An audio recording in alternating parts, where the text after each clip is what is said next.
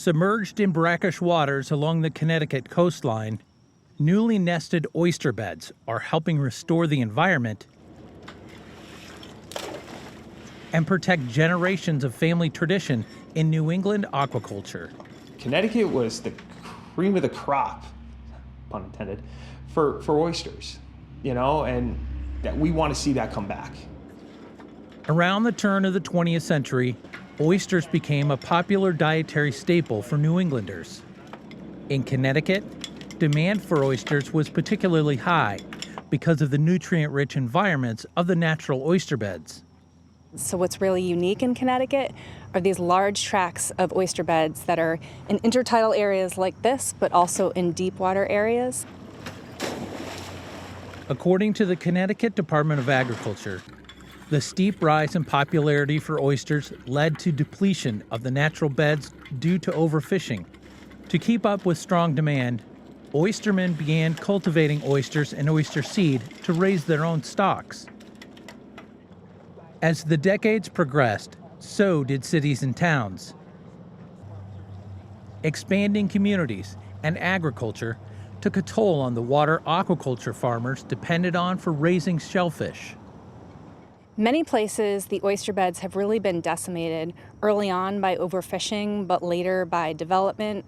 Here in Connecticut, we've faced all of those impacts early on, but these oyster beds are large and they have been sustained by industry and protected by regulators through the years. Tessa Getchis is an aquaculture extension specialist with the University of Connecticut Sea Grant program.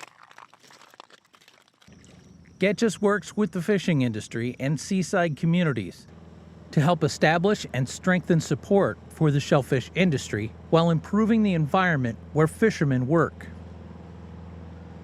Even with local oversight and industry regulation, yields from oyster harvests have been on a steady decline, according to the Connecticut Bureau of Aquaculture.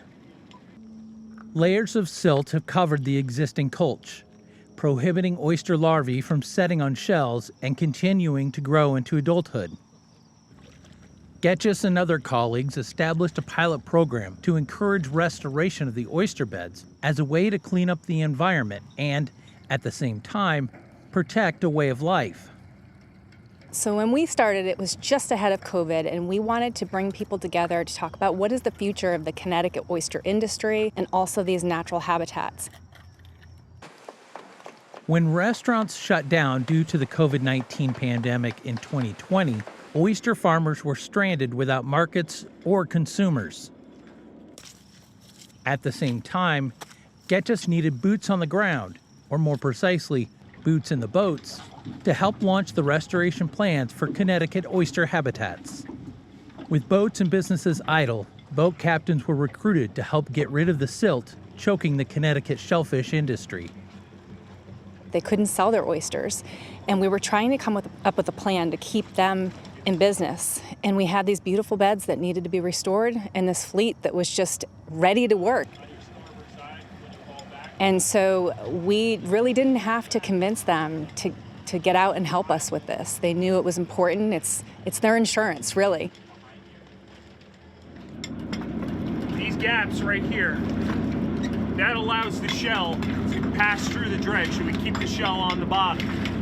Okay. This will hold the oysters in it. So we're eliminating, keeping the shell on the bottom, but we're taking the oysters up. But any other shell that the guys have that's on the bench, they're putting right back down. Robert Nolholm is owner of Bell Shellfish and is part of the 7 generations of his family who have spent their lives harvesting clams and oysters off the coast of Connecticut. So I love to tell this to everyone, one full-grown oyster will filter 50 gallons of water a day. Now multiply that by how many oysters are on the bottom. So the more we cultivate, the more oysters that can be produced, we'll filter more water. That's going to increase the water quality in Long Island Sound. This stuff we love to keep, we'll hold it, and then we'll plant it on our setting grounds. This stuff is perfect for what we need clamshell to, clamshell for. Nolholm is an early adopter of the Shellfish Restoration Program, acknowledging benefits to the oysters and the future of his business. So the process, and how we work is we're doing it in a way where we're not gouging the bottom or harming the bottom. We're just scraping along the top. And that's going to be enough to remove the silt. Once we get the oysters there, it's going to help the industry in a long way because they have an area where they can go catch oysters to plant on their own grounds and put into the market. So the small industry guys that are able to do it, they're going to benefit from it years from now. Norholm's passion for shell fishing has deep roots. He relies on a long-established family history and personal experience, helping to keep the industry alive for future generations. Because my grandfather is still my teacher, and he is still going to teach me until he decides to retire, which I don't see coming anytime soon. His idea is to get this natural bed cleaned up, get it cultivated and the silt removed, and that way more oysters can grow, because that's what he wants to see. For Market to Market, I'm John Torpy.